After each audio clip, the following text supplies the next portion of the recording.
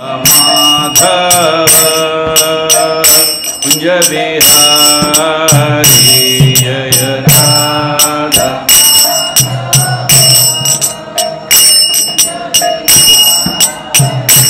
जय गोपी जनवल्लभ गिरिवरधारी जय गोपी जनवल्लभ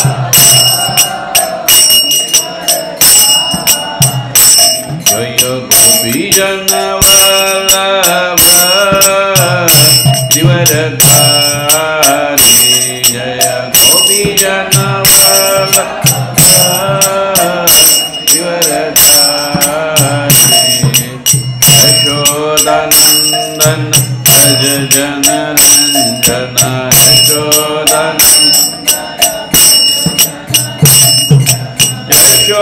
यशोदानंदन भज जनरंजन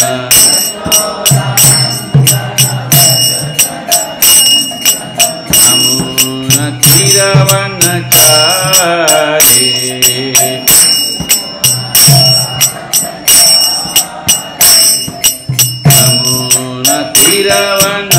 नमोनतिरवनचारी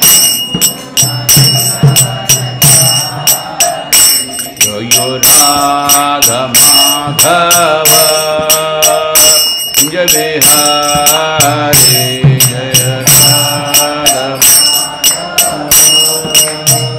कुंज बिहारी जय गोपी जनवल्लभ गिरिवरधारी जय गोपी जनवल्लभ गिरिवरधारी यशोदानंदन भज जनरंजन यशोदानंदन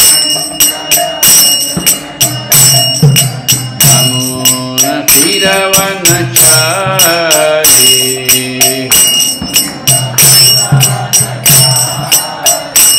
जयो राधा माधव कुंज बिहारी जय राधा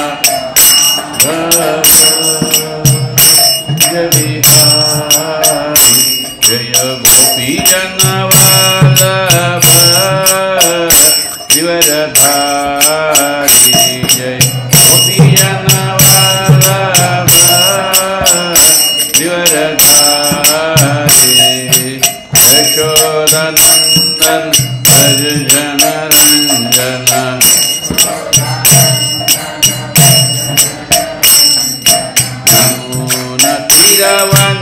नमोनतिरवनचारी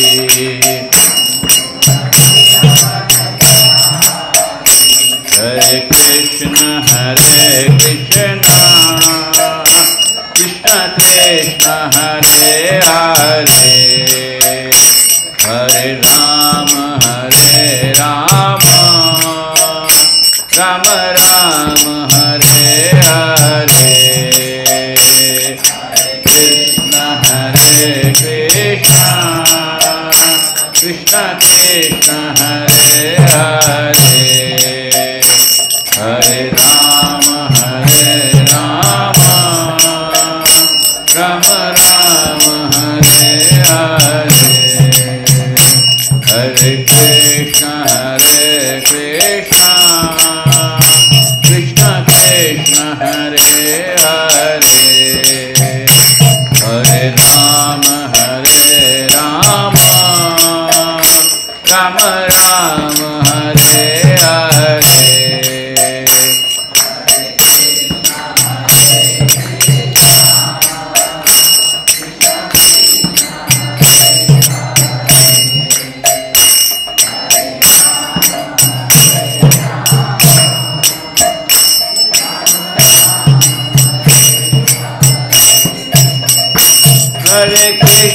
हरे Krishna Krishna Krishna Hare Hare Hare Ram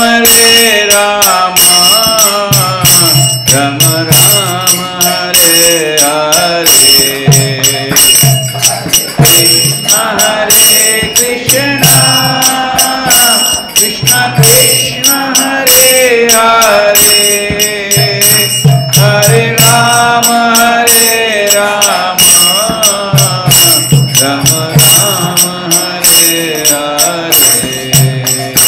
Hare Krishna Krishna Krishna Hare Hare Hare Rama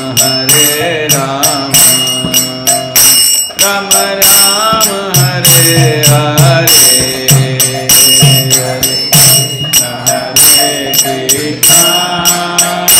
Krishna Krishna Hare Hare Hare Rama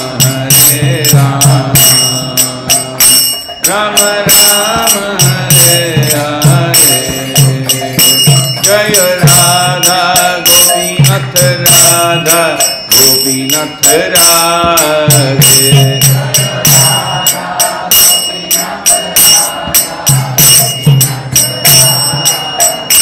Jaya Jagannath Baladeva Subhadra Jaya Sudarshana Jaya Jagannath Baladeva Subhadra Jaya Sudarshana Jaya Gauranitai Gauranitai Gauranitai Jaya Gauranitai Jaya Gauranitai Gauranitai Gauranitai Jaya Gauranitai Jaya Jaya Prabhupada Prabhupada Prabhupada Jaya Jaya Prabhupada Jaya Jaya Prabhupada Prabhupada Prabhupada Jaya Jaya Prabhupada Jaya Jaya Gurudev Gurudev Gurudev Jaya Jaya Gurudev Jaya Jaya Gurudev Gurudev Gurudev Gurudev Nitai Gaur Hari Bol Hari Bol Hari Bol Nitai Gaur Hari Bol Nitai Gaur Hari Bol Hari Bol Hari Bol नाम संकीर्तन की हरे कृष्ण महामंत्र की श्री श्री राधा गोपीनाथ भगवान की श्री श्री जगन्नाथ बलदेव सुभद्रा माई सुदर्शन की श्री श्री गौर निताई भगवान की श्रील प्रभुपाद की उपस्थित गौर भक्तवृंद की उपस्थित गौर भक्तवृंद की उपस्थित गौर भक्तवृंद की श्री श्री गुरु और गौरांग की निताई गौर प्रेमानंदे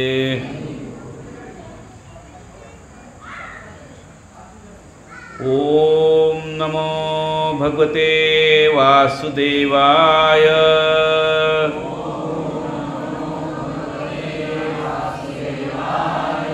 ओम नमो भगवते वासुदेवाय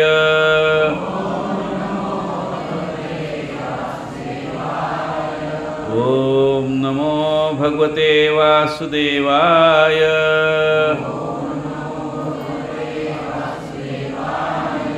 कृष्णाय वासुदेवाय देवकी नंदनाय च नंदगोपकुमाराय गोविंदाय नमो नमः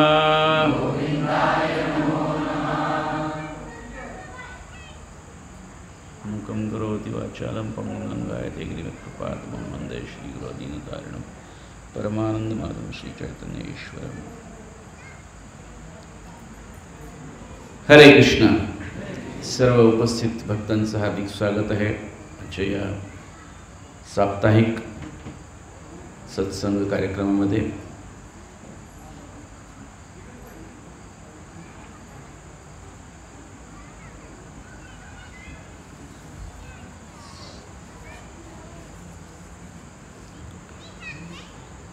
माझी वैयक्तिक काही पात्रता नाही आहे इथे बसून प्रवचन देण्याची, परंतु बारामतीचे जे मंदिर व्यवस्थापन समिती आहे त्यामध्ये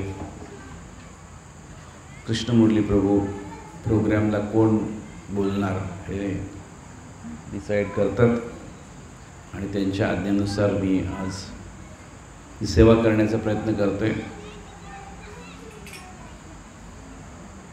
यथा मती यथा शक्ती यथा श्रुती, जे काही पूर्ववर्ती आचार्यांकडून गुरुदेव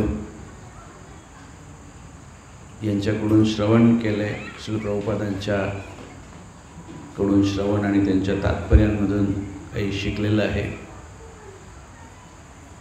वर्तमान जे शिक्षक आहेत, शिक्षागुरू आहेत, त्यांच्याकडून जे श्रवणादी केलेलं आहे त्याच्या माध्यमातून जे काही माझ्या बुद्धीला जेवढं समजलं आहे आणि ते काही आठवते त्यानुसार ही सेवा करण्याचा प्रयत्न करतो। यामध्ये काही त्रुटी राहिली तर ती माझी आहे। काही जर याच्यातून एखादा चांगला संदेश मिळाला तर ती गुरुची कृपा आहे। सर्व क्रेडिट गुरु परंपरा आणि पूर्ववर्ती आचार्य आणि सर्व वैष्णवांना आहे। सर्व वैष्णवांच्या चरणी मी सादर प्रणाम करतो। माझ्या शुद्धीकरणासाठी आणि वैष्णवांच्या, श्री प्रभुपादांच्या, गुरु महाराजांच्या संतुष्टीसाठी, भगवंतांच्या संतुष्टीसाठी ही नम्र सेवा करू इच्छितो। मला आपण सर्वांनी हरिबोल बोलून प्रोत्साहन दिलं तर जास्त चांगलं होईल।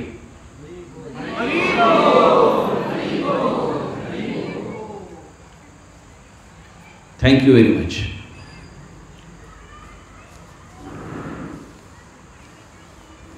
ओम अज्ञानतिमिरन्धस्य ज्ञानाञ्जनशलाकया चक्षुरुन्मीलितं येन तस्मै श्रीगुरवे नमः। श्रीचैतन्यमनोभीष्टं स्थापितं येन भूतले स्वयं रूप कदा मह्यं ददाति स्वपदान्तिकं। वन्देऽहं श्रीगुरोः श्रीयुतापदकमलं श्रीगुरून् वैष्णवांश्च। श्रीरूपं साग्रजातं सहगण रघुनाथान्वितं तं सजीवं साद्वैतं सावधूतं परिजनसहितं कृष्णचैतन्यदेवं। श्रीराधा कृष्णपदान् सहगणललितान् श्रीविशाखान्वितांश्च। नमः ओं विष्णुपदाय कृष्णपृष्ठाय भूतले श्रीमते भक्तिवेदान्तस्वामिनिति नामिने। नमस्ते सरस्वते देवे गौरवाणी प्रचारिणे निर्विशेष शून्यवादी पाश्चात्यदेशतारिणे। वाञ्छाकल्पतरुभ्यश्च कृपा सिन्धुभ्येव च पतितानां पावनेभ्यो वैष्णवेभ्यो नमो नमः। नमो महावदान्याय कृष्णप्रेमप्रदायते कृष्णाय कृष्णचैतन्य नामिने गौरत्विषे नमः। पंचतत्वात्मकं कृष्णं भक्तरूपस्वरूपकं भक्तावतारं भक्ताख्यं नमामि भक्तशक्तिकं। हे कृष्णा करुणा सिंधु दीनबंधु जगत्पते गोपेश गोपिकाकांत राधाकांत नमोस्तुते।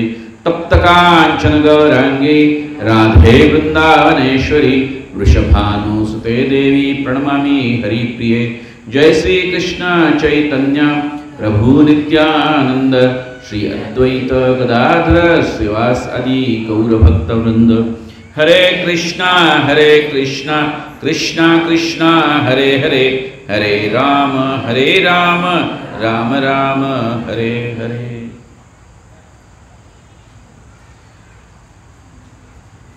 श्रीमद्भागवतम स्कंद 1 अध्याय 4 आणि श्लोक संख्या आहे 26। या श्लोकामध्ये श्लोक आहे एवं प्रवृत्तस्य सदा भूतानां श्रेयसी द्विजः सर्वात्मकेनापि यदा नातुष्यद्धृतया हृदयं ततः। शब्दार्थ एवं याप्रमाणे प्रवृत्त असलेला सदा नेहमी भूतानां जीवांच्या श्रेयसी अंतिम कल्याणात द्विजः हे द्विजांनो सर्वात्मकेन अपि आपल्या संपूर्ण शक्तीने यदा जेव्हा न अनुष्यत संतुष्ट झाले नाही हृदय ततः त्यावेळी। भाषांतर आणि तात्पर्य कृष्णकृपा मूर्ती अभय चरणारविंद भक्तिवेदांत स्वामी प्रभुपाद श्री प्रभुपाद की जय. भाषांतर. हे द्विजांनो, या प्रकारे ते सर्व लोकांच्या समग्र कल्याणाकरिता आपल्या सर्व शक्तीने सतत प्रवृत्त होते, परंतु तरीही त्यांचे हृदय संतुष्ट झाले नव्हते. तात्पर्य. जरी व्यासदेवांनी सर्वसामान्य लोकांच्या सर्वांगीण कल्याणाकरिता महत्त्वाचे वैदिक वाङ्मय प्रस्तुत केले होते, तरी ते स्वतः संतुष्ट झाले नाहीत. त्यांची अशी अपेक्षा होती की या सर्व त्यांच्या कृतीने ते संतुष्ट होतील, पण अखेर ते संतुष्ट झाले नाहीत.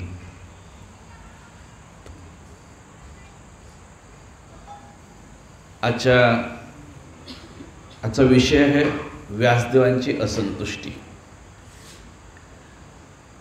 सामान्यपणे आपण पाहू शकतो आणि अनेकदा चर्चा होते की आपण काहीतरी कार्य करायला पाहतो, काही गोष्ट अचीव करण्याचा प्रयत्न करतो. अगदी आपण रोजच्या व्यवहारात असेल, एखादा विद्यार्थी असेल तर तो विद्यार्थी अभ्यास करतो, अभ्यास करून चांगल्या गुणवत्तेने पास होण्याचा, डिग्री घेण्याचा, पोस्ट ग्रॅज्युएट डिग्री घेण्याचा, PhD घेण्याचा प्रयत्न करीत असतो आणि अनेकदा त्यात तो सफलही होतो.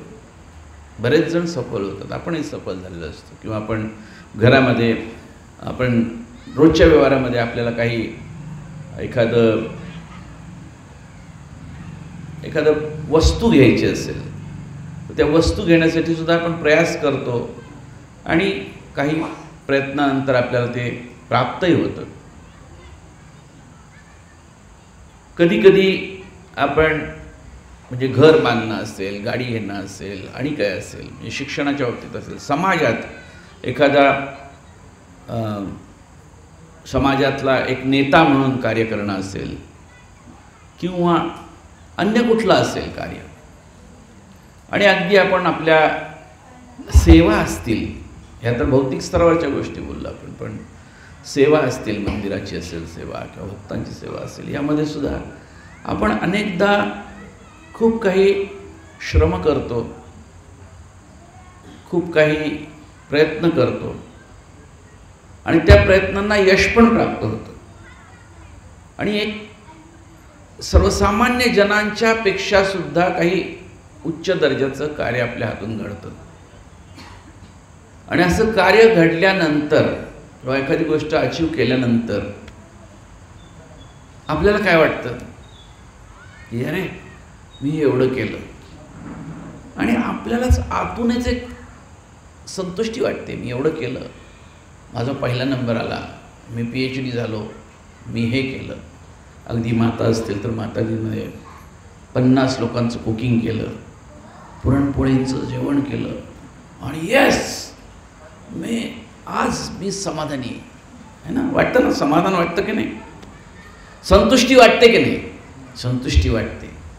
आता याच्या कंपॅरिझनमध्ये आपण इकडे येऊया विषयाकडे, आणि याची सुरुवात काय आहे, एवम शब्दाने आहे. आणि एवमचा अर्थ काय आहे, याप्रमाणे. एवमचा अर्थ याप्रमाणे म्हणजे याच्या आधी काहीतरी बरंच काही घडलेलं आहे ना. याप्रमाणे म्हणजे कशाप्रमाणे, तर याच्या आधी काय सांगितलंय की हे आता म्हणजे व्यासदेवांची कथा सूत गोस्वामी यांना सांगतायत. त्या ठिकाणी उपस्थित असणारे ब्राह्मण आहेत, द्विज आहेत, ऋषीमुनी आहेत त्यांना, आणि ती सांगत असताना त्यांनी आपण एका स्तरावर ज्या या श्लोकापर्यंत आलो, इथं म्हणलं एवम, पण या एवमच्या आधी बरंच काही घडले. या एवमच्या आधी असं घडलेलं आहे की आपल्याला माहिती आहे, आपण हे जे मी बसलोय याला काय म्हणतो आपण, व्यासासन है ना. व्यासदेवांचं जे आसन आहे त्याला व्यासासन म्हणतात. म्हणजे इथून जे काही बोललं जातं ते व्यासदेवांकडून आलेल्या परंपरेमध्ये जर बोललं गेलं तर ते योग्य आहे, अन्यथा त्याला काही किंमत नाही आहे. मग ती बाष्कळ बडबड आहे ना. तर ते व्यासदेव ज्यांच्या नावाने असणारा व्यासदेव म्हटलं जातं, किंवा कुठे सभा असली तर त्याला व्यासपीठ म्हटलं जातं. विद्यापीठ तसं व्यासपीठ म्हणजे सर्वोच्च स्थान आहे ते. आणि हे व्यासदेव जे आहेत हे कोण आहेत? आपण आपल्या गुरूंची व्यासपूजा करतो, वाढदिवस साजरा करतो, त्यावेळेस आपण काय म्हणतो? व्यासपूजा आहे. व्यासपूजा म्हणजे काय? तर व्यासदेवांचे प्रतिनिधी म्हणून आपण त्यांचं सत्कार करतो, त्यांना आनंद देण्यासारखं कार्य करतो, त्यांच्याकडून काही श्रवणाधिक कार्य करून घेतो. पण ते जे व्यासदेव आहेत त्यांचं वर्णन भागवतमच्या दुसऱ्या स्कंदामध्ये, पहिल्या स्कंदामध्ये सुरुवातीला ज्यावेळेस अवतार येतात त्या ठिकाणी पण येतं. व्यासदेव कोण आहेत? व्यासदेव भगवान श्रीकृष्णांचे काय आहेत? शक्त्यावेश अवतार आहेत. शक्ती आवेश, विशेष शक्ती प्रदान केलेले जीवात्मा आहेत भगवंतांनी. आणि या व्यासदेवांनी काय केलंय कार्य? तर त्रिकालज्ञ आहेत, भगवंतांचे अवतार आहेत. त्रिकालज्ञ म्हणजे तिन्ही काळ पाहणारे. भूतकाळमध्ये काय घडलं, सध्या काय घडतंय, भविष्यात काय घडणार आहे, हे ज्याला समजतं त्याला त्रिकालज्ञ म्हणतात. म्हणजेच त्यांना भविष्यात काय घडणार आहे हे पाहत होते ते. आणि हा प्रसंग कधी आहे? ज्या वेळेस द्वापारयुग संपणार आणि कलियुग सुरू होणार आहे. एक युग संपतं तर एका युगाचे 3 भाग असतात. पहिला 10%, मधला 80%, परतचा 10%. त्याला पुढचा 10% असतो त्याला संध्या म्हणतात. दुसऱ्या संध्येत म्हणजेच द्वापारयुग संपणार आहे आणि कलियुग सुरू होणार आहे. आणि नॉर्मली काय आहे की सत्ययुग, त्यानंतर द्वापारयुग म्हणजे दुसरं, आणि त्यानंतर त्रेतायुग असं असतं. पण यावेळेस काय होतं आहे? त्याचा या ब्रह्माजींच्या दिवसात या चतुर्युगामध्ये क्रम उलटा झालेला आहे. का झाला? भगवंत जाणे. तर अशा त्या विशिष्ट 28व्या चतुर्युगामध्ये ब्रह्मविषत्व वर्तमान हा जो आहे, या युगामध्ये उलटा झाला आहे क्रम. आणि कलियुग आता द्वापारयुग संपणार आहे आणि कलियुग सुरू होणार आहे. तर साधारणपणे जे बुद्धिमान व्यक्ती असतात, विद्वान व्यक्ती असतात, ज्यांना लोककल्याणाची आस असते, कोणालाही, की ते स्वतःपुरतं पाहत नाहीत, मी आणि माझं एवढं नाही पाहत. सर्वसामान्य जनांना येणाऱ्या कलियुगामध्ये काय त्रास होणार आहे, काय घडणार आहे कलियुगातल्या लोकांच्या बरोबर, याचं वर्णन येतं पहिल्या अध्यायामध्ये, दुसऱ्या अध्यायामध्ये भागवतमच्या. प्रायेण अल्पायुष्य सर्व इथे मंद सुमंद मतयो मंद भाग्या विपद्रतः. वाईट परिस्थिती कलियुगाची येणार आहे. आणि या कलियुगातल्या लोकांना तोपर्यंत जे ज्ञान आहे, वैदिक ज्ञान आहे, तोपर्यंत एकच वेद होता. वेद म्हणजे वेद, प्रभुपादजी सांगतात वेद म्हणजे ज्ञान. त्यामुळे वेदामध्ये सर्व काही सम्मिलित आहे.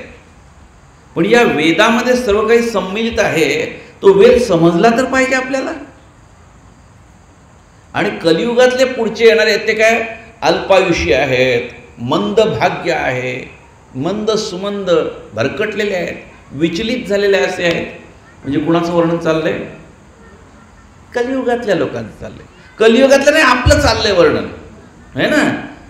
मंद भाग्य आहे आपलं, मंद भाग्य आहे, उपद्रता, विचलित झालेलं आपलं वर्णन चाललेलं आहे.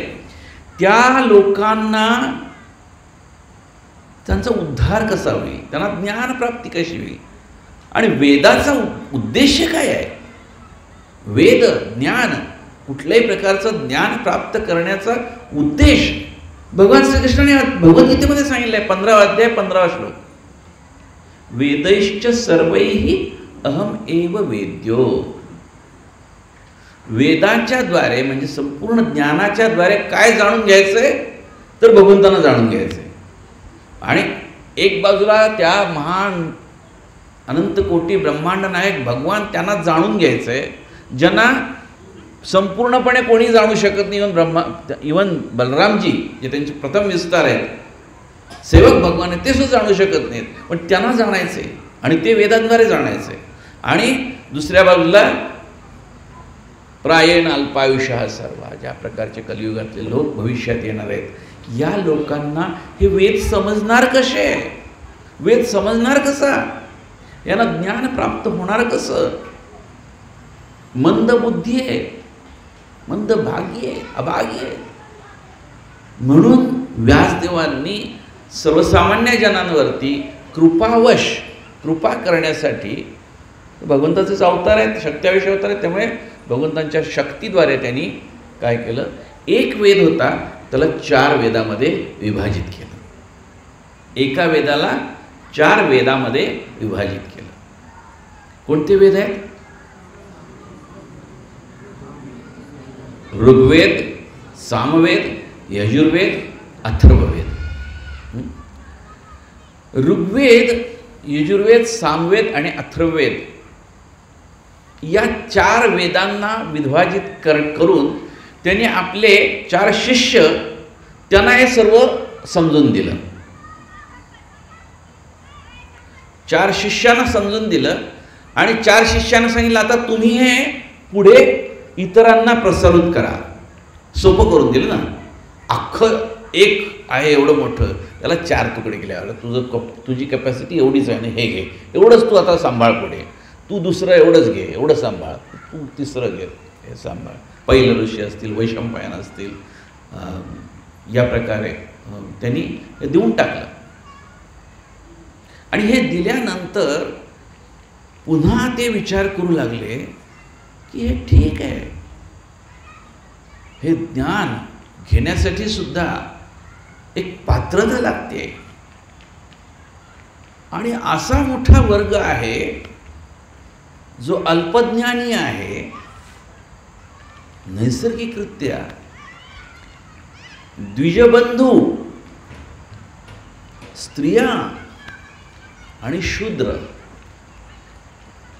यांना हे ज्ञान, वेदांमधले जे ऋचा आहेत, वेदांमधले जे श्लोक आहेत, ते सहजासहजी नाही समजणार. द्विजबंधू म्हणजे ज्यांचा जन्मना जे आहे ते शूद्र असतात, जन्माने शूद्रच असतात. परंतु संस्कारात भवेत द्विजाः, ज्यांच्यावरती संस्कार झालेला असतो आणि ते द्विज बनतात, म्हणजे दुसरा जन्म होतो गुरूंच्या माध्यमातून. अशी ज्यांच्याकडे नाही आहे कॅपॅसिटी, ते समजून घेण्याची, ज्याला ज्ञान ते प्राप्त करण्याची ज्याच्याकडे कुवत नाही, असे जे समजून घेऊ शकत नाहीत, गुरुचा आश्रय घेऊ शकत नाहीत, अशांना द्विजबंधू म्हटले. म्हणजे त्यांना ज्ञान घेता येणार नाही.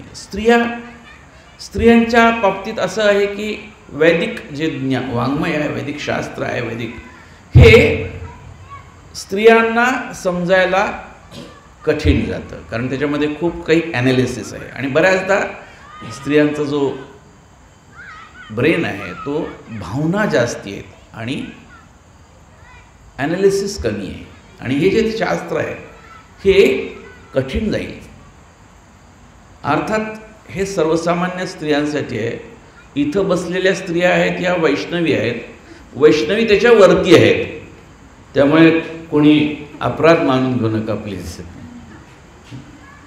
तर स्त्रिया आणि शूद्रांवरती संस्कार होत नाहीत.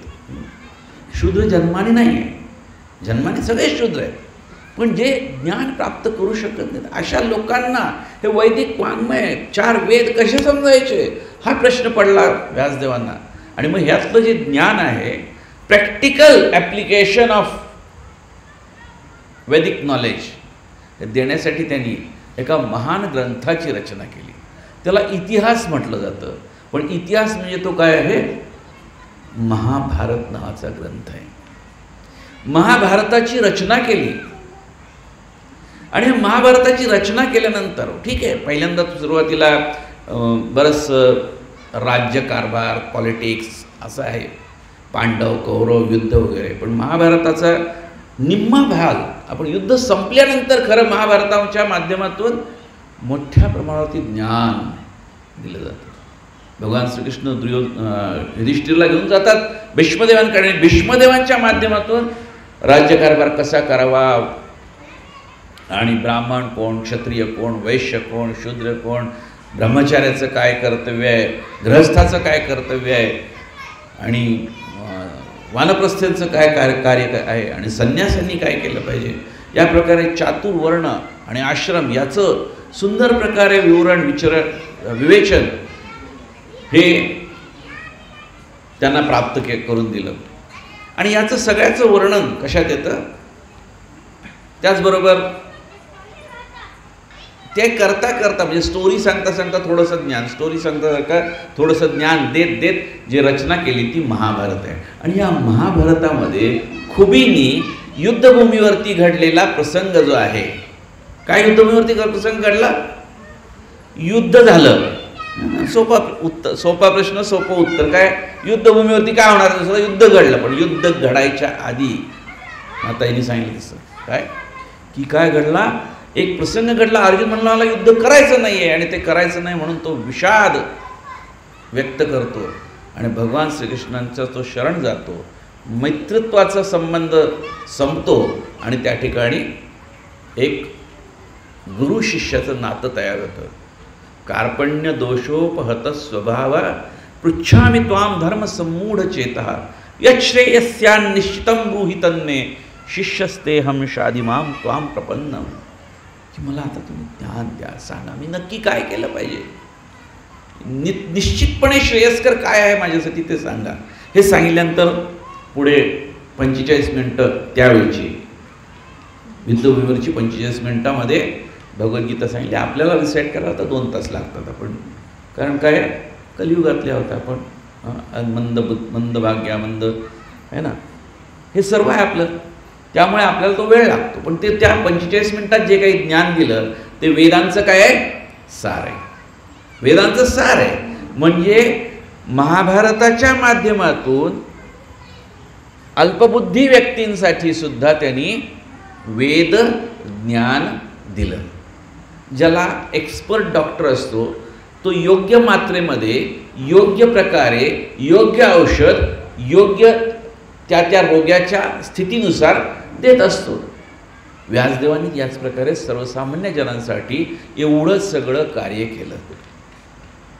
आणि आपली काय चर्चा सुरुवात होती की काहीतरी मोठं कार्य झालं, छोटं मोठं आपल्या कॅपॅसिटी मोठं असलं की आपल्याला काय वाटतं, मी किती काम केलं, आपल्याला एक प्रकारची संधी, बस मस्त वाटतंय आता हे केलं मी, आज ड्रेसिंग केलं भगवंताला, आज काय केलं तर संकीर्तन लीड केलं, आज काय केलं कुकिंग केलं, 2000 लोकांचं कुकिंग, जन्माष्टमीचे वितरण केलं, 500 भगवद्गीता वितरित केल्या.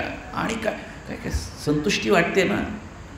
चुकीचं आहे का संतुष्टी वाटणं, वाटली पाहिजे संतुष्टी आहे ना, वाटते संतुष्टी काहीतरी. म्हणजे या आता हे जी काही कार्य आपण म्हणलो ही भक्तीतली कार्य आहेत. याच्या पलीकडची भौतिक जगतातली जी आपण म्हणलो काही अचिव्हमेंट्स केल्या, एवढं केलं तेवढं केलं, 10 पुस्तकं लिहिली, 4 पुस्तकांचं ट्रान्सलेशन केलं, असे काय काय असतं करतो आपण. तर ते केल्यानंतर आपल्याला कसं वाटतं ना, यस मी काहीतरी आहे, ग्रेट आहे, मी केलं एवढं. आणि मग आतून वाटत असतं. आणि थोडं भक्तीमध्ये आल्यानंतर थोडं वाटतं की अरे मी केलं आहे हे लोकांनाही कळायला पाहिजे. लोकांना कळलं तर मग खरा त्याचा आनंद मिळतो ना. आणि म्हणून मग आपण अशा पद्धतीने ते रंगवून सांगतो की हे असं झालं तसं झालं आणि मी एवढं, जेणेकरून लोक म्हणावेत काय छान आहे तुमचं, किती आहे. आणि मग आपण एक नम्रतेचा आवडून, नाही नाही तुमची कृपा, वैष्णवांची कृपा, भगवंताची कृपा, हे आपलं आहे. पण इथे व्यासदेव आहेत जे स्वयं भगवंतांचे अवतार आहेत, भगवंतांनी शक्ती प्रदान केलेले आहेत आणि एवढं मोठं कार्य केलं आहे सर्वांसाठी. ते सगळं कार्य एवं पहिला शब्द आहे ना एवं, याप्रमाणे एवढं कार्य प्रवृत्तस्य सदा भूतानां श्रेयसी द्विजः, की हे द्विजांनो या प्रकारे सर्व लोकांच्या समग्र कल्याणाकरता आपल्या शक्तीने ते सतत प्रवृत्त होते. पण पुढे काय म्हटलंय, सर्वात्मकेना यदा नातुष्यत हृदयम ततः, पण एवढं केलं तरी सुद्धा त्यांचं हृदयामध्ये संतुष्टी नव्हती, असंतुष्ट होते. आहे ना गंमत, की एवढं केलं, छोटंसं केलं तरी आपण, आणि हे व्यासदेव एवढं मोठं कार्य आहे, वेद, इतिहास, पुराणं लिहिली, 17 पुराणं लिहिली, 108 उपनिषदे लिहिली, एवढं सगळं केलंय, पण हृदयात असंतुष्टी, काहीतरी चुकतंय. हे ना, काहीतरी चुकतंय. यांना खरोखर किती वाटायला पाहिजे, काय मी काय काय केलं. पण हे भागवतममध्ये आले, आपल्याला असंतुष्टी वाटली, आपण काही मोठा बंगला बांधला, आपण काही मोठं काय मिनिस्टर झालो, आपण काही हे झालं, तर आपल्याला वाटतं की यस यस मी केलं. आपल्याला असंतुष्टी वाटत नाही. आज असंतुष्टी दुसऱ्या प्रकारे वाटते, की मग आपण बाहेर पाहतो, त्याला काय मिळालं आहे, त्याचं केवढं आहे, त्याचं केवढं आहे, तो माझ्यापेक्षा, मग ती असूयेतून येते असंतुष्टी.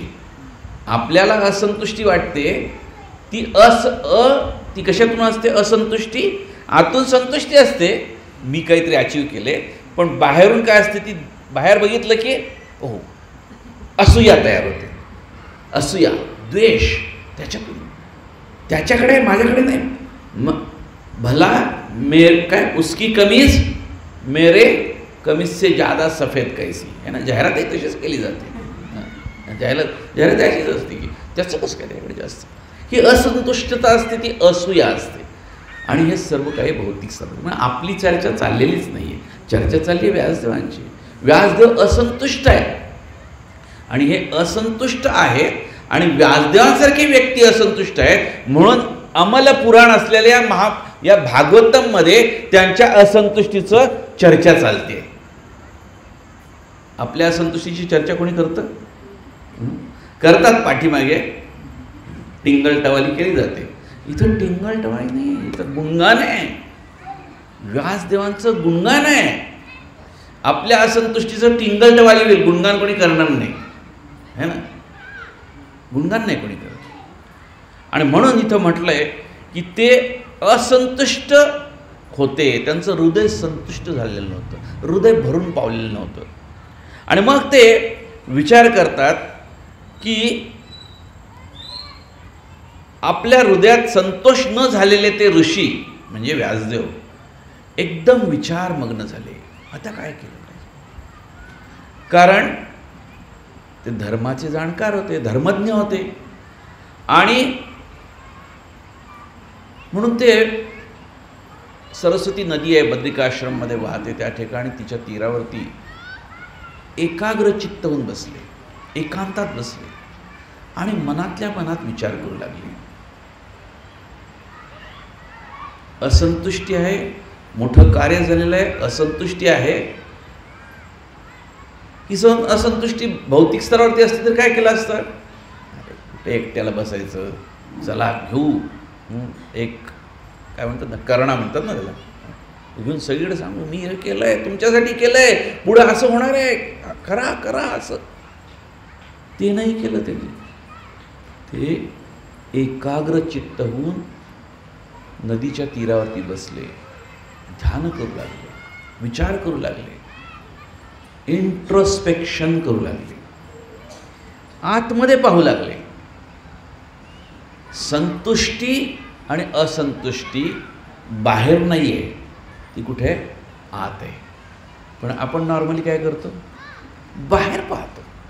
पण व्यासदेव उदाहरण दाखवून देतात की असंतुष्टी असो किंवा संतुष्टी असो, ती हृदयात आहे, अंतःकरणात आहे, आत पाहायला शिकवतात आपल्याला. ते काय करतात, इंट्रोस्पेक्शन करतात. म्हणून प्रभुपादाची तात्पर्यामध्ये म्हणतात की आपल्या हृदयाला संतोष का होत नाही याचे कारण महर्षी शोधायला लागले. आणि जोपर्यंत मनुष्याच्या अंतःकरणाला संतोष पावत नाही तोपर्यंत तो पूर्णता प्राप्त होत नाही. हृदयाचा संतोष भौतिकाच्या पलीकडे जाऊन शोधावा लागतो.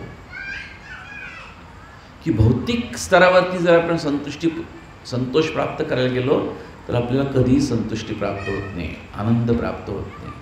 आनंद कुठे आहे? आनंद भौतिकतेच्या पलीकडे, म्हणजे आध्यात्मिक स्तरावरती आनंद आहे. आणि तो या ठिकाणी इंगित केलं प्रभुपादांनी. पुढे काय झालं ते आता विचार करू लागले. व्यासदेवजी विचार करू लागले की मी काय काय केलं. मी कडक व्रताचं पालन केलं, मी निष्कपट भावाने वेद, आध्यात्मिक गुरु आणि यज्ञ अग्नीची पूजा केली, सर्व केलं. यज्ञ केले, गुरूंची पूजा केली, निष्कपट भावानं वेदांची पूजा केली, महाभारताचं कथन करून शिष्य परंपरेचं महत्त्व दाखवून दिलं आणि नियमाचं पालनही करून दाखवलं. स्वतःही नियम पालन केले. आणि त्यामुळे जे 3 प्रकारचे लोक आपण चर्चा केली, द्विजबंधू, स्त्रिया आणि शूद्र, यांना सुद्धा धर्माचा मार्ग प्राप्त करून दिला. त्यांनी जे काही वैदिक शास्त्र लिहिलं त्याच्यामध्ये काय केलंय तर 4 पुरुषार्थांबद्दल चर्चा केलेली आहे. ऋग्वेद, यजुर्वेद, सामवेद, अथर्ववेद, पुराण, 17 पुराण आणि 108 उपनिषद.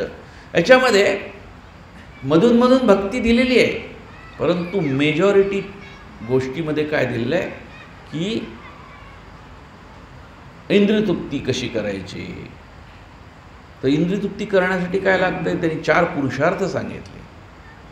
आणि इंद्रियतृप्ती केल्यानंतर पुढे काय, तर या 4 पुरुषार्थ काय झाले, धर्म, अर्थ, काम, मोक्ष.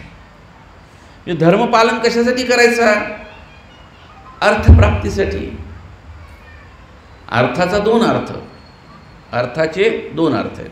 एक अर्थ आहे लक्ष्मी, पैसा, अर्थमंत्री म्हणतो ना आपण, अर्थमंत्री म्हणजे पैसा. आणि दुसरा अर्थ काय की ज्याच्यामुळे मिनिंग येतो आपल्या जीवनाला, काही काही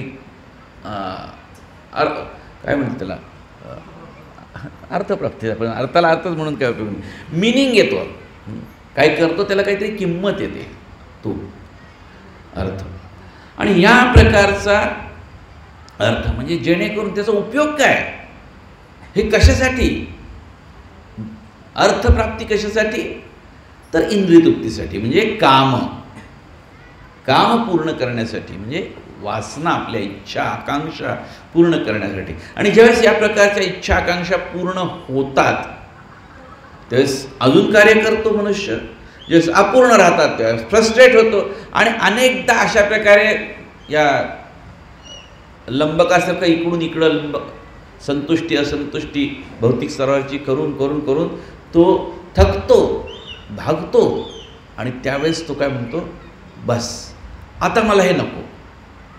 आता काय नको, हे सगळं मला दुःख आलेलं आहे, माझ्या शरीरामुळे आलेलं आहे, माझ्या मी आणि माझं याच्यामुळे आलेलं दुःख आहे, मला याच्यातून बाहेर पडायचं आहे. म्हणजे मला हे शरीरच नको. आणि मग ते म्हणजे मोक्ष. या भौतिक शरीरामुळे मला त्रास होतोय, भौतिक शरीरच नको, यातून मला बाहेर पडायचं आहे, मोकळं व्हायचं, त्याला मोक्ष. या 4 पुरुषार्थांचं सुंदर प्रकारे त्यांनी विवरण करून दिलं, मार्ग दाखवून दिले. आणि ते सगळं केल्यानंतर हे सर्वांसाठी दिलं, खुलं करून दिलं. आणि मग ते म्हणतात, मनातल्या मनात विचार करतात, इंट्रोस्पेक्शन आहे. कोणाला सांगतायत का, समोर कोणी श्रोता आहे का, नाही आहे. वेदानुसार आवश्यक असणाऱ्या सर्व साधनांनी मी पूर्णपणे युक्त आहे, असे असून सुद्धा मला स्वतःला अपूर्णतेचा अनुभव येत आहे. की वेद सगळे त्यांनी रचले, लिहिले, त्याचं संपूर्ण ज्ञान आहे, त्याच्यात दिलेल्या साधनं मला माहिती आहेत, ते साधनांचा उपयोग कसा करायचा मला माहिती आहे, धर्म अर्थ काम मोक्ष कसं प्राप्त करायचं हे मीच ते लिहिले, मला सगळं माहिती आहे. म्हणजे 4ही पुरुषार्थ मी करू शकतो, तरी देखील मला अपूर्णतेचा अनुभव येतोय. असं काय काय माझ्याकडे झालंय, अपूर्णता का वाटते, अपूर्णतेचा अनुभव काय येत आहे. आणि मग पुढे ते विचार करता करता त्यांच्या लक्षात यायला लागलं की काहीतरी गडबड जी झालेली आहे ती गडबड ते म्हणतात की किंवा भागवता धर्मान प्रायण निरूपिता प्रिया परमहंसानां त एव ह्यच्युत प्रिया, त एव ही अच्युत प्रिया. अच्युत भगवान श्रीकृष्ण यांना प्रिय असणारी गोष्ट जी आहे ती नाही केलेली मी. आणि कोणाला, परमहंसानां, जे परमहंस आहेत असे जे आहेत त्यांना आणि भगवंतांना प्रिय असणारी गोष्ट मी केलेली नाही आहे बहुतेक. आणि त्यामुळे मला परमहंस कोणाला म्हटले, पूर्णत्व प्राप्त केलेल्या आत्म्यांना परमहंस म्हणतात. आणि मग त्यामध्ये ते विचार करतात की मी काय नाही केलेलं, यांना प्रिय काय, परमहंस ज्यांनी आत्मा पूर्णत्वाचं प्राप्त झालेलं आहे ज्यांना, असे आत्मे जे परमहंस आहेत. हंसाचं जे लक्षण आहे ना, हंस कशाला म्हणतात, हंस म्हणतात, हंस जो पक्षी आहे तो काय करतो, त्याला निरक्षीर विवेक बुद्धी आहे. म्हणजे त्याला जर आपण दूध आणि पाणी जर मिक्स करून दिलं तर त्यातला तो दूध फक्त घेतो, पाणी तिथंच ठेवतो.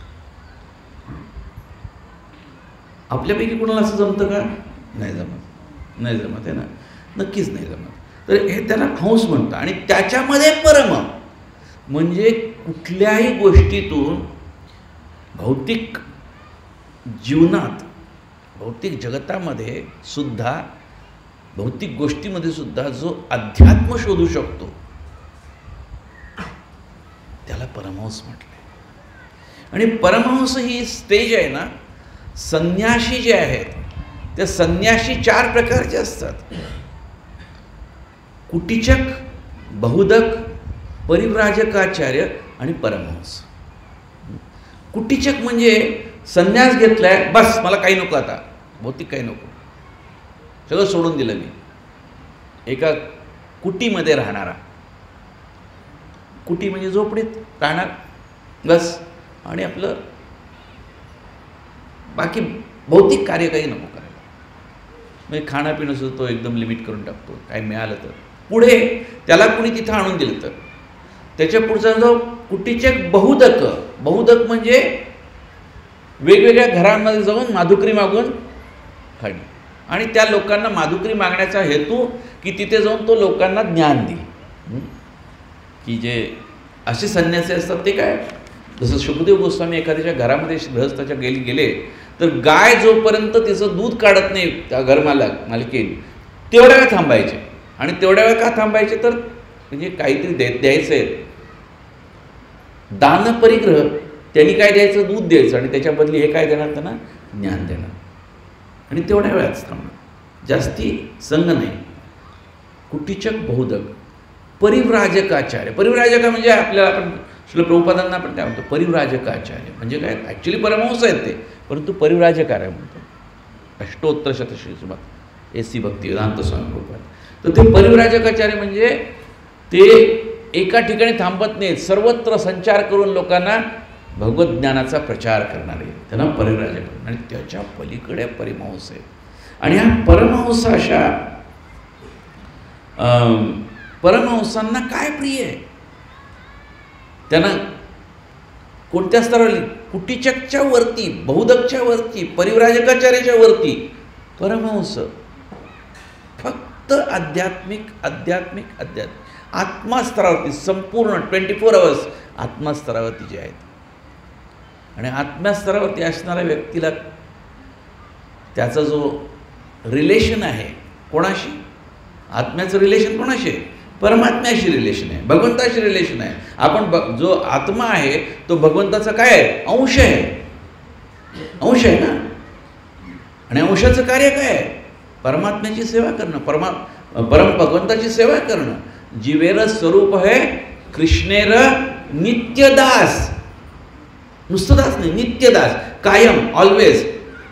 भूतकाळात, सध्या, भविष्यकाळात, भौतिक जगतातून आहे तरी आध्यात्मिक जगतामध्ये गेलो तिथं, गोलोक वृंदावनमध्ये गेलो तरी तिथं, द्वारकेला गेलो तरी तिथं, जगन्नाथपुरीमध्ये गेलो, अयोध्येमध्ये गेलो, कुठेही गेलो, नरसिंहदेवांच्या स्थानाला गेलो, त्या लोकामध्ये गेलो, कुठेही गेलो, नरकामध्ये गेलो तरी जीवेर स्वरूप है कृष्णेर नित्यदास. आणि हे जे परमात्मा आहेत ना, हे कायम त्यांना आठवण आहे. आपल्याला किती आठवण असते? आपल्याला दिवसातून एक क्षणभर जरी आठवण आली तरी आपली प्रगती होत राहील. कधीतरी असं वाटतं हो मी आत्मा आहे. प्रभुपादजींचं लेक्चर ऐकायला लागले वाटतं हो मी आत्मा आहे. नंतर थोड्या वेळ परत आपलं चालू होतं. आपले रावणाची जशी त्याचं एक शिर कापून टाकलं की परत उगवायचं, तसं आहे आपलं. आपले त्या भावना आहेत, त्या इच्छा आहेत, त्या सगळ्या वरवर पुन्हा पुन्हा वरती येत आहेत. ते परमहंस आहेत जे 24 आवर्स म्हणण्यापेक्षा कालातीत कायम, ज्यांना भगवंत आणि आपण, आपलं रिलेशन, आपली भगवंताची सेवा हेच माहीत आहे, अशा परमहंसांना काय प्रिय असेल?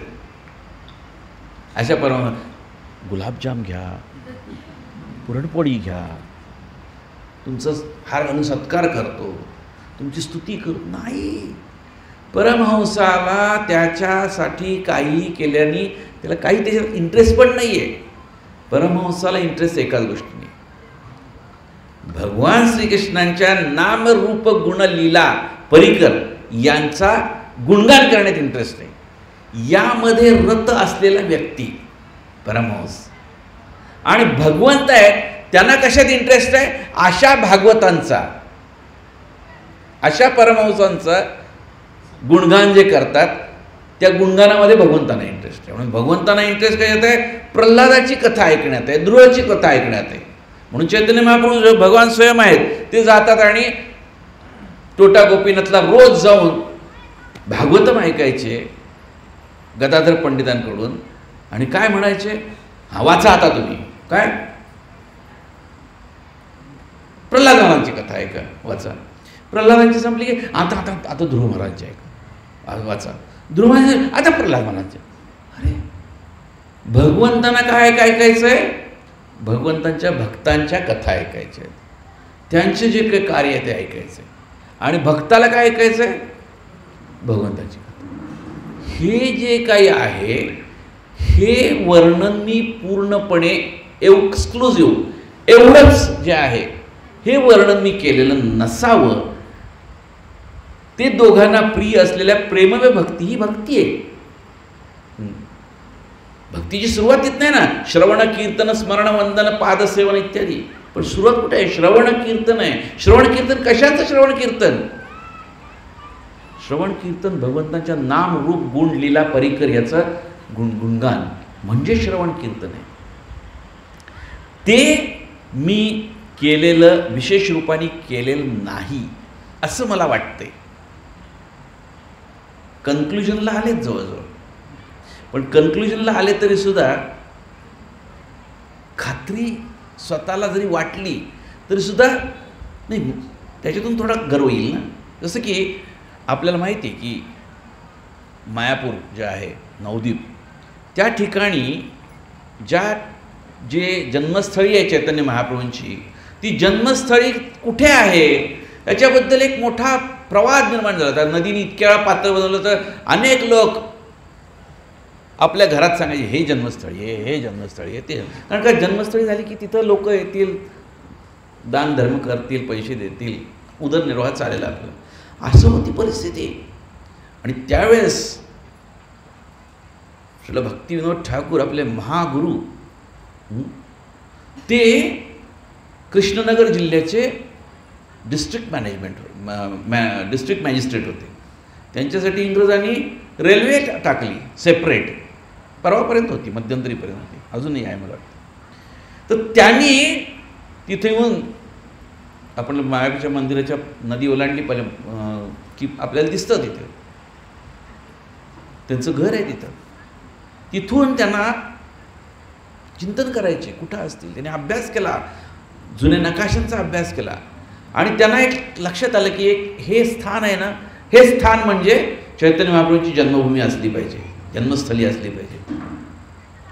म्हणून ते असा विचार करत होते. त्यावेळेस एकदा रात्रीच्या वेळेस त्यांना त्या भूमीतून खूप मोठ्या प्रमाणावरती प्रकाश झोत बाहेर येते दिसला. त्यांनी जाऊन चौपाकी जे केलं होतं त्या भूमीवरती बाकी काही पेरलं तरी उगवत नव्हतं, फक्त तुलसी उगवायच्या. म्हणजे यावरून त्यांच्या लक्षात आलं की येस, हे कन्क्लुजनला आले ते, पण कन्क्लुजनला आले तरी थांबले म्हणजे नाही, हे आपल्या गुरूंनी कन्फर्म केलं पाहिजे. म्हणून ते काय केले, नदी पार करून गेले. आणि तिकडे कोण होते त्यांचे गुरु, श्रील जगन्नाथदास बाबाजी, परमेष्ठी गुरु आपले जगन्नाथदास बाबाजी. त्यांचं वय त्या 100च्या पुढं होतं, 125, 123, 125 असं काहीतरी वय होतं. त्यांना उभा राहता येत नव्हतं, चालता येत नव्हतं. त्यांचे डोळे, त्यांना पापणी स्वतःला उघडता येत नव्हती, दुसऱ्याने कुठेतरी पापणी अशी करायला लागायची, म्हणून ते डोळे उघडायचे. अशी त्यांची शारीरिक स्थिती होती. पण भक्तिविनोद ठाकूरना माहिती होतं ही व्यक्ती काय ज्ञानी, यांना माहिती आहे काय, म्हणून ते गेले, नदी पार करून गेले. त्यांना घेतलं, त्यांना सांगितलं तुम्ही चला, असं एक जन्मस्थळ येथे आहे. आणि त्यांनी काही सांगितलं नाही काय जन्मस्थळीला जायचं वगैरे, त्यांनी आपलं त्यांना घेतलं, चला माझ्याबरोबर. गुरु आहेत त्यांचे, गुरूंना घेतलं, टोपलीमध्ये ठेवलं आणि टोपलीतून घेऊन आले. टोपलीतून घेऊन नदी पार करून आले आणि जन्मस्थळीवरती आल्यानंतर भक्तिविनोद ठाकूरनी त्यांना तिथं आल्याबरोबर खाली ठेवल्याबरोबर, टोपली खाली ठेवल्याबरोबर, ज्यांना पापडी स्वतःची उघडता येत नव्हती ते उडी मारली त्यांनी बाहेर टोपलीतून आणि नृत्य करू लागले. हरे कृष्णा कृष्णा कृष्णा हरे हरे, हरे राम राम राम हरे हरे. कन्फर्मेशन झालं की हीच जन्मस्थळी. स्वतःला वाटतंय म्हणून नव्हे, माझ्या गुरूंनी आता कन्फर्म केलं म्हणून. तसं आता व्यासदेवांना पटलं की माझ्याकडून ही असंतुष्टीचं कारण हे आहे की मी ते परमहंसांना प्रिय आणि भगवंतांना प्रिय असणारं कार्य जे आहे ते केलेलं नाही, प्रेमभक्तीचं वर्णन मी केलेलं नाही. आणि असे ते विचार करीत होते, एवढ्यात तिथं कोण आलं, नारद मुनी आले. ही आहे परमात्मा लिंक. परमात्मा लिंक आहे. परमात्मा लिंक आहे की गुरु आणि परमात्मा भगवान यांची लिंक परफेक्ट आहे. त्यामुळे गुरूंना माहिती आहे आपले डिसायपल काय त्याच्या मनात चालले ते. त्यामुळे आपण जरी अमेरिकेत असले गुरु महाराज किंवा दिल्लीत आहेत प्रभूजी लोक, गोपालकृष्ण गोस्वामी महाराज आहेत किंवा लोकनाथ स्वामी महाराज आहेत, आपले गुरु आहेत सर्व. आज एक न्यूज आहे की परमपूज्य गोपालकृष्ण गोस्वामी महाराज बरेच आजारी आहेत आणि सर्वांनी म्हणजे त्यांच्यासाठी प्रार्थना करावी, जप करावा अशी सूचना आलेली आहे. आपल्यापर्यंत आली असेल तरी महान आचार्य आहेत आणि श्रीगोदांची प्रचंड सेवा केलेली आहे. आणि भारतातला प्रचारातला सिंहाचा वाटा परमपूज्य गोपालकृष्ण गोस्वामी महाराजचे. तर असे जे गुरु असतात हे यांची लिंक परमात्मा लिंक परफेक्ट असते. जेव्हा आपल्या गुरूंना आपल्या हृदयात काय चाललंय कळतं, आपल्याला वाटतं काय नाही, असं नाही आहे. तर तसं व्यासदेवांच्या हृदयात काय चालली ती खळबळ ही कोणाला समजली, नारद मुनींना समजली. त्यांचे गुरु आहेत. नारद मुनी त्याच वेळेस तिथं आले आणि आश्रमात आले. आता प्रत्यक्ष गुरु आलेत. तर काय केलं नारद मुनी, तीरावरती बसले होते आणि विचार करत होते. मग आले, ठीक आहे, आले असते असा विचार केला नाही. आपण काय वाटेल ते जरी करत असलो, कोणत्याही स्थितीमध्ये असलो तरी गुरु समोर आल्यानंतर काय केलं पाहिजे, पहिल्यांदा उठून उभं राहायला पाहिजे, आदर दिला पाहिजे, प्रणाम केला पाहिजे, साष्टांग दंडवत केलं पाहिजे, गुरूंना प्रणाम केलं पाहिजे. आणि गुरुचं शिष्याचं नातं हे असंच आहे, संपूर्णपणे आदर. साक्षात धरित्वेनं समस्त शास्त्र उक्तस्तथा है ना. सकाळी आपण प्रार्थना करतो, गुरूंना किती आदर दिला पाहिजे? प्रत्यक्ष भगवंतासमोर. ते भगवंत आहेत का? नाही आहेत, पण आदर किती दिला पाहिजे? जेवढा भगवंतांना देऊ तेवढाच आदर आपल्या गुरूंना दिला पाहिजे.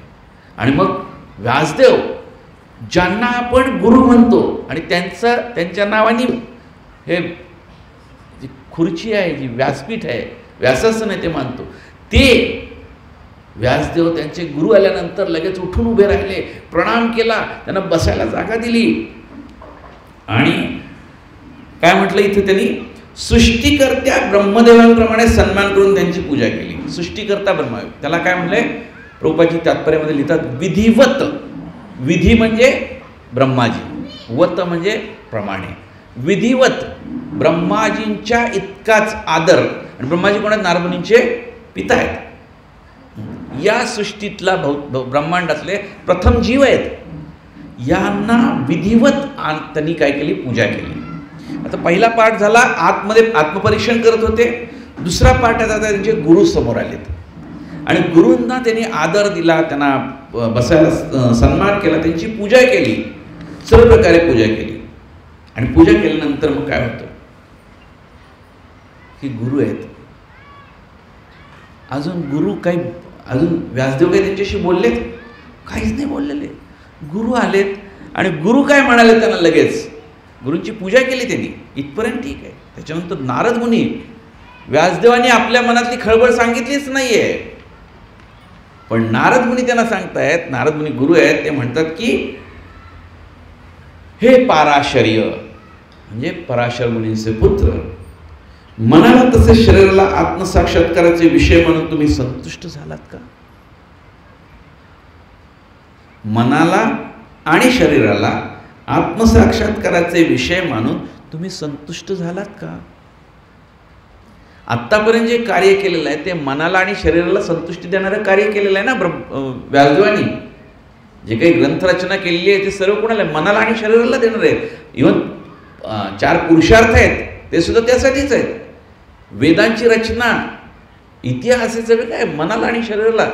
ती स्टेज आहे, ती वाईट आहे का चुकीची आहे का? नाही, पण त्या स्तरावरती, ब्रह्माजींच्या व्यासदेवांच्या स्तरावरती आणि नारद मुनींच्या स्तरावरती, परमहंस स्तरावरती ते खूप खालच्या दर्जाचं. आपल्यासाठी कदाचित ते आवश्यक पण आहे, पण त्यांच्या दर्जावरती नाही. म्हणून आपल्यासाठी जे आवश्यक आहे ते भागवतममध्ये येत नाही, जे परमहंसांसाठी आहे. म्हणून त्याला भागवतमला काय म्हणलंय? परमहंस संहिता. शुकसंहिता पण म्हणतात, परमहंस संहिता आहे ती. आणि मग ते म्हणतात की तुमच्या जिज्ञासाही पूर्ण झालेल्या आहेत. म्हणजे तुम्हाला जे जे काही वाटत होतं, हे करावं ते करावं, माहिती मिळवावी, हे ते सर्व तुम्हाला माहिती झालं आहे. सांख्य तत्त्वज्ञान असेल, ध्यान असेल, हे सर्व तुम्हाला माहीत झालं आहे. आणि तुमचे अध्ययन देखील परिपूर्ण आहे. नारद मुनी त्यांना असं दाखवून देत नाहीत की काय प्रॉब्लेम आहे. ते काय करतात? गुणगान करतायत त्यांचं. म्हणतात तुम्ही जिज्ञासू आहात, तुमच्या जिज्ञासा पूर्ण झाल्यात, तुमचं अध्ययन देखील पूर्ण झालेलं आहे आणि तुम्ही वैदिक फलांविषयीचे विशद स्पष्टीकरण ज्यात आहे अशा परम अद्भुत महाभारताची रचना केलेली आहे. मी तुम्ही महाभारताची रचना केली आहे. महाभारत अद्भुत आहे आणि त्याच्यामध्ये काय दिलेलं आहे? वैदिक फलविषयांचे विशद स्पष्टीकरण आहे. म्हणजे वेदांच्या अनुसार फलप्राप्ती, भौतिक कार्य करणं किंवा जे काही फलप्राप्ती होते, हे केल्यानंतर हे मिळतं, ते केल्यानंतर ते मिळतं, या सर्वाचं वर्णन वेदांनुसार तुम्ही केलेलं आहे, स्पष्टीकरण केलेलं आहे. सहजसामान्य लोकांना, सर्वांना समजेल अशा पद्धतीने दिलेलं आहे. त्याच्या पुढे ते सांगतात की तुम्ही निराकार ब्रह्माचा विषय सखोलपणे प्रस्तुत केलेला आहे. निराकार ब्रह्म म्हणजे काय? भगवंताला आकार नाही. भगवंताला आकार नाही म्हणजे काय? भगवंत निराकार आहेत, भगवंतांना कुठल्याही प्रकारचा आकार नाही आहे, भगवंत शून्य समान आहेत. पण ॲक्च्युअल आहे कसं? भगवंत व्यक्ती आहेत. भगवंत व्यक्ती आहेत म्हणून भगवद्गीतेच्या पहिल्याच बोलायला सुरुवात केल्यावर काय म्हणतात? नत्वे वाहम जातु नासम नत्वम नेमे जनाधिपः न चैव न भविष्यामः सर्वे वयमतः परम. की आपलं व्यक्तिमत्व तसंच आहे, म्हणजे भगवान व्यक्ती आहेत. पण निराकारवादी काय म्हणतात, भगवंताला व्यक्तित्व नाही आहे, भगवंताला आकार नाही आहे, भगवंत निर्गुण आहेत. पण निर्गुण निराकार असेल त्याच्याबरोबर आनंद कसा? ज्याला आकार नाही, ज्याला गुण नाही, त्याच्याबरोबर आनंद कसा? म्हणून ज्ञानी लोकांची सच्चितची लास्ट स्टेप काय? निराकार. पण आनंद नाही आहे त्याच्यामध्ये. आणि आपलं स्वरूप काय? सच्चिदानंद आहे. भगवंताचं स्वरूप काय? सच्चिदानंद आहे. दोन्ही गुणांनी समान आहेत. अचिंत्य भेद अभेद तत्व आहे. चैतन्य महाप्रभू दिले की एकाच वेळेस दोन्ही समान आहेत, गुणांनी समान आहेत, परंतु मात्रेनी फरक आहे. आपण अणु आहोत, भगवंत विभू आहेत. आणि त्यामुळे ते म्हणतात की तुम्ही या निराकार ब्रह्माचा विषय सखोलपणे प्रस्तुत केला आहे, त्याचं भरपूर ज्ञान दिलं आहे तुम्ही. आणि त्याचबरोबर त्यापासून प्राप्त होणाऱ्या ज्ञानाचे म्हणजे ते ब्रह्मज्योती आणि इथपर्यंत परमात्मा इथपर्यंत सुद्धा तुम्ही दिले, उत्तम प्रकारे अवगाहन केले आहे. आणि असे असूनही स्वतःला अकृतार्थ समजून तुम्ही का निराश व्हावे? यांनी सांगितलंय त्यांना, मी निराश आहे, हताश आहे, असंतुष्ट आहे. नाही, पण गुरुनी जाणलं. गुरु ते आहेत जे शिष्याच्या हृदयात काय कळवळ चालली ते समजतं, न सांगता समजते. त्यामुळे आपल्याला गुरु महाराजांना जाऊन सांगायची गरज नाही, मी असं केलं, मी तसं केलं, ते सगळं माहिती आहे त्यांना. आपल्याला बऱ्याचदा वाटतं का गुरुंना काय माहीत नसेल. गुरुंना सर्व माहिती आहे, आपले चांगलं माहिती आहे, वाईट माहिती आहे. त्यामुळे काय बोलायची गरज नाही आपल्याला गुरुंच्या समोर.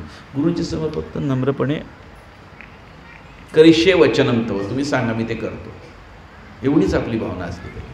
आणि त्यामुळे ते इथं तसं सांगतात. आता हा दुसरा पार्ट झाला की नारद मुनी त्यांना बोलतात. पहिला पार्ट काय होता? व्यासदेव आतल्या चिंतन करतात.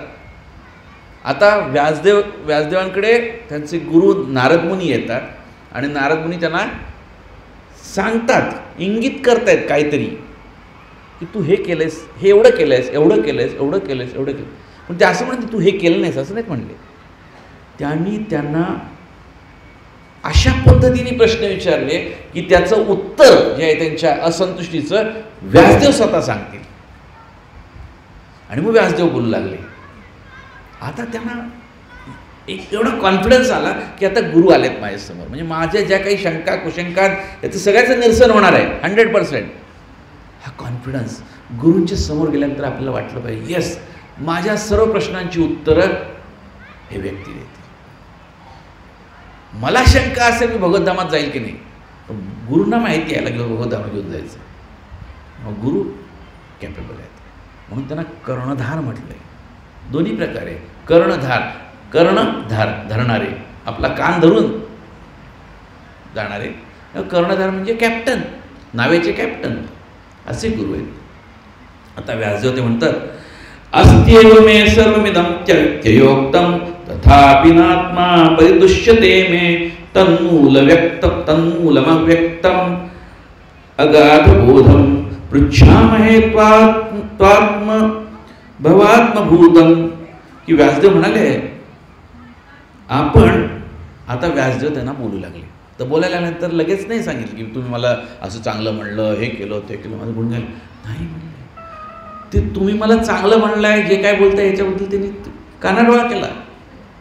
नाहीतर गुरु महाराज म्हणले, हो हे केलं का, छान केलं, छान, हो गुरु महाराज ॲक्च्युली मी ह्याच्यापेक्षाही जास्त केले, अशी आपली भावना असते. पण व्यासदेव तशी नाही येत ना, आपल्याला शिकायचं येत नाही.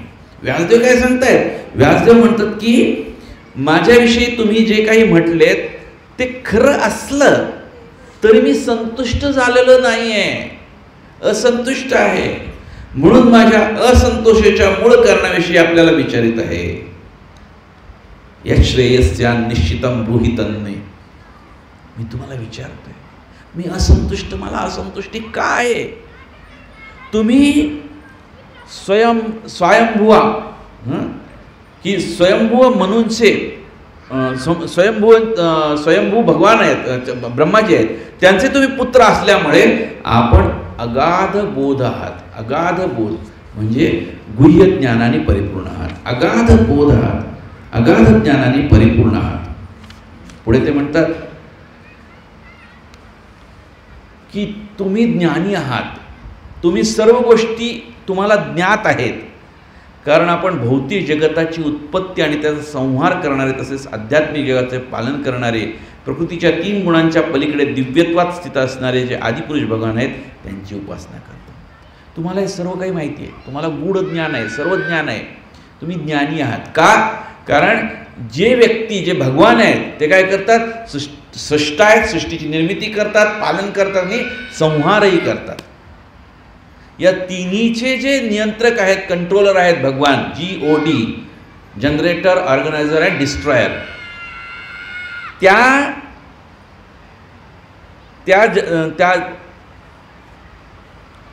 त्या भगवंतांची तुम्ही पूजा करता.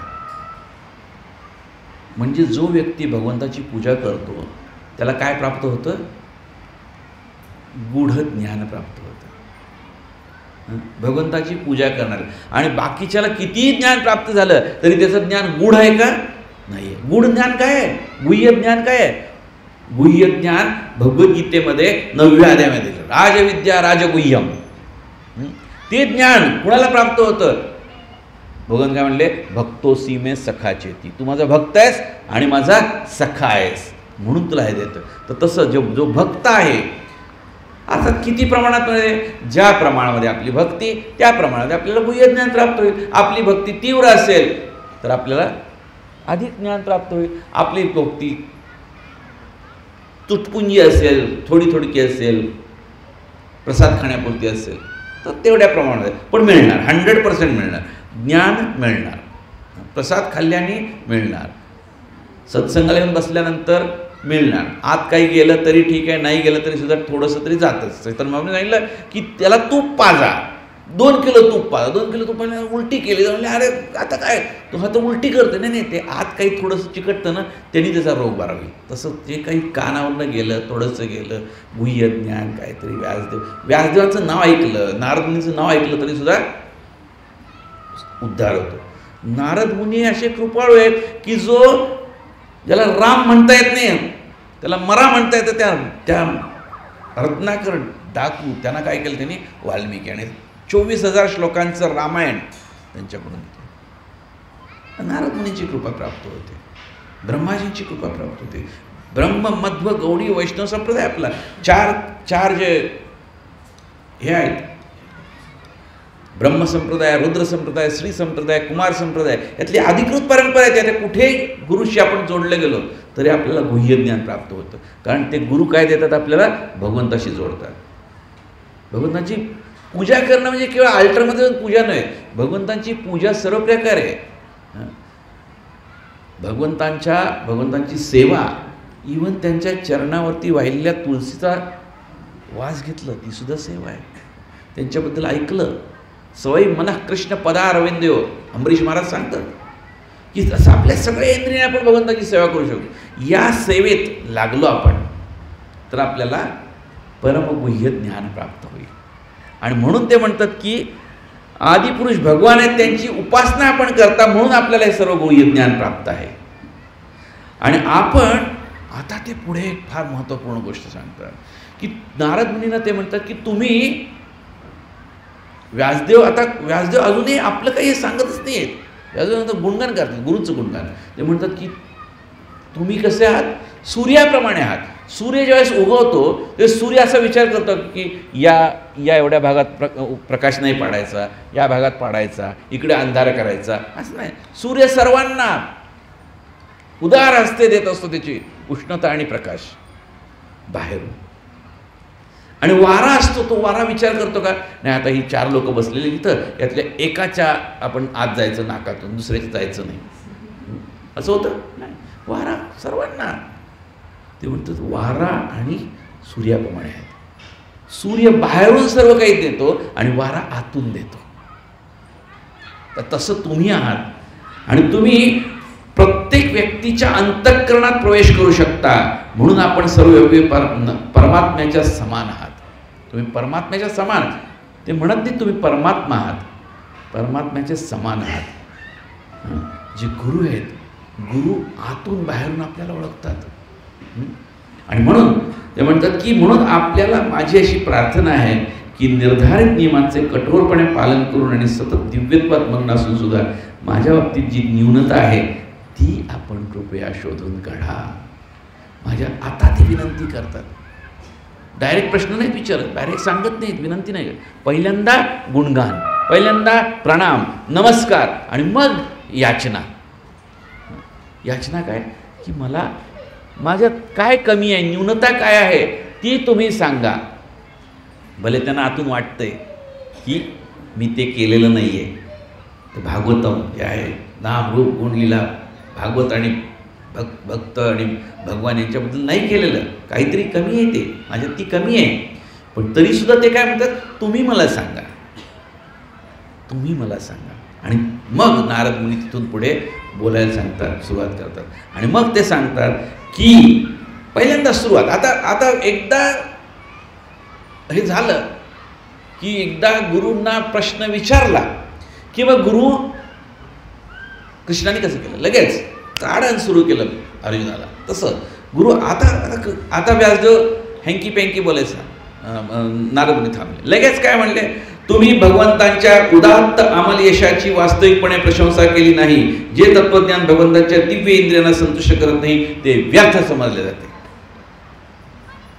तुम्ही आतापर्यंत जे काही केले ते काय आहे, व्यर्थ आहे.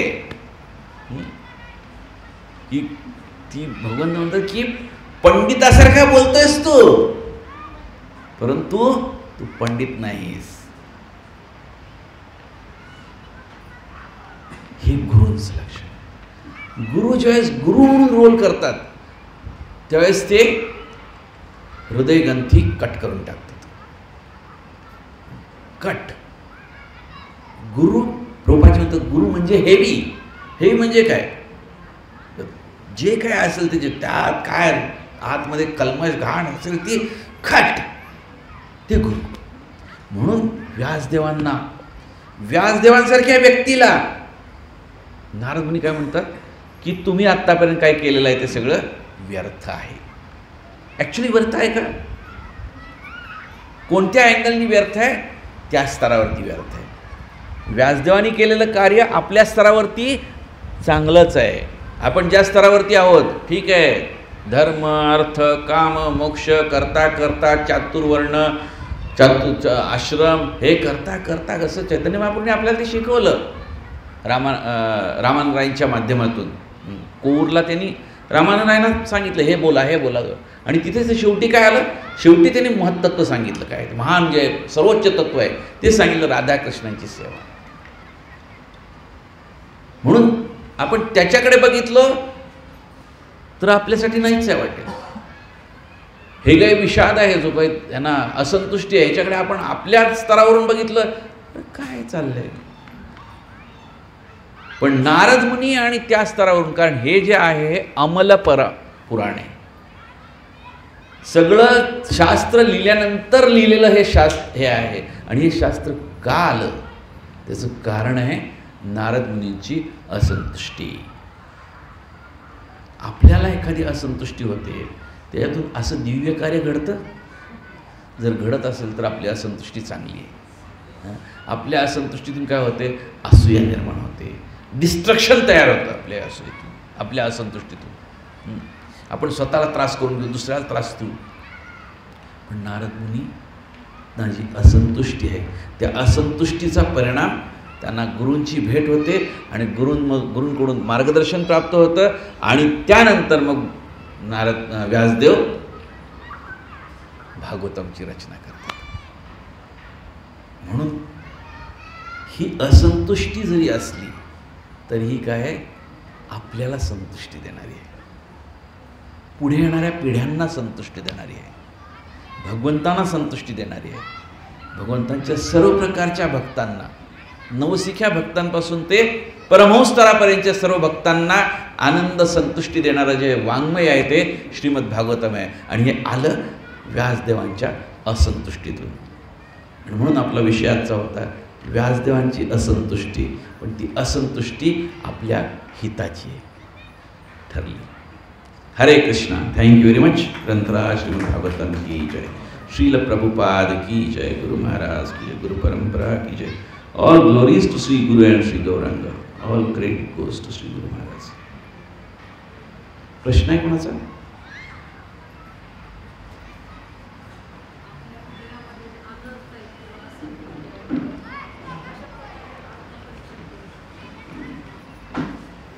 माताजींचा प्रश्न आहे की आपल्या हृदयामध्ये जे कल्मश आहेत किंवा असंतुष्टी आहे, असंतुष्टी ती आपण कशा प्रकारे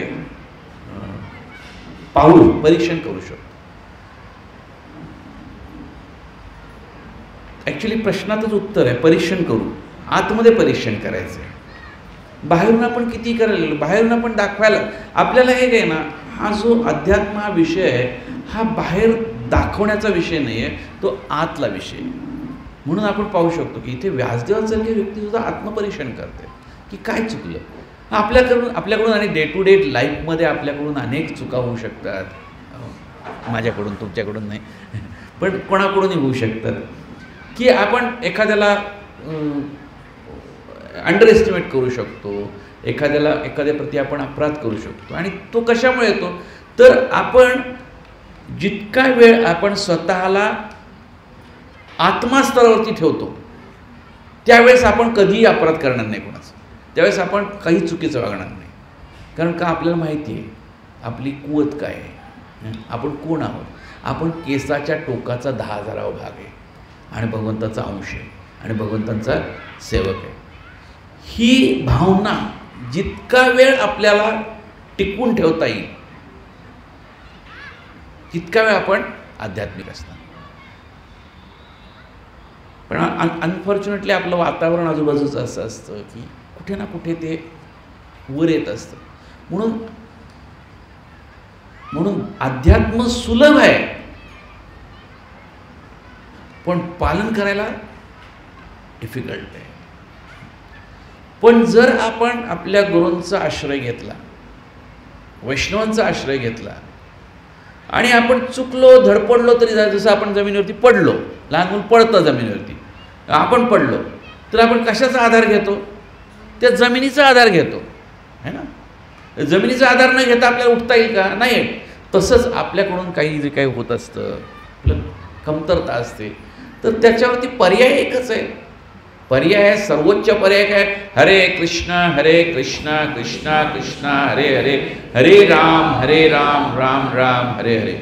हरे कृष्ण महामंत्र त्याचा गूढार्थ काय आहे? हे राधाराणी, हे भगवंतांना आनंद देणारी राधाराणी, कृपया मला परमाकर्षक कृष्ण परमभोक्ता राम यांच्या सेवेमध्ये. जितका वेळ आपण हे स्मरण ठेवू, त्याप्रमाणे वागू, तेवढा वेळ आपण अनर्थापासून किंवा या असंतुष्टीपासून दूर असतो. आणि जितका वेळ त्याच्यापासून लांब असू तेवढं असंतुष्टी हे सगळं येत राहील. बरोबर आहे.